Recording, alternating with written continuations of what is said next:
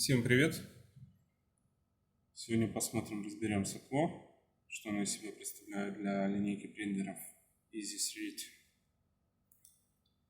Ну, первое, что тут можно сказать, термопара отстоит, и от самой термопары, вам должно быть видно, от самой термопары до сопла, керамической его части нагревателя, есть воздушные зазоры, что уже будет влиять на точность наших показаний. Также есть еще один момент. Сейчас мы снимем. Сам нагревательный элемент керамический, он болтается свободно. То есть, если вы хотите нормально печатать, вам придется что-то придумать, как-то доработать сопло, чтобы оно не ездило.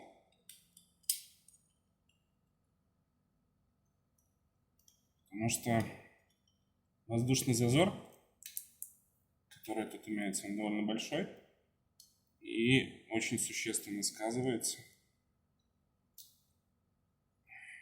Вот она свободно ходит. Щель, не знаю, будет тут видно, нет. Ну, где-то, наверное, порядка, может быть, миллиметра. То есть, как по мне, так это довольно много.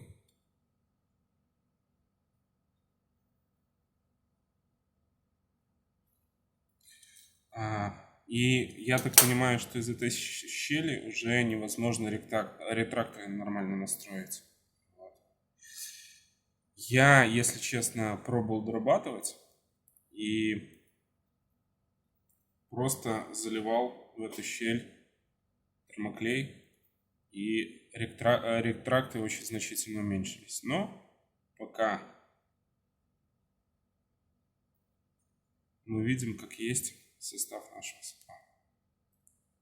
Для апдейта я еще сниму отдельное видео.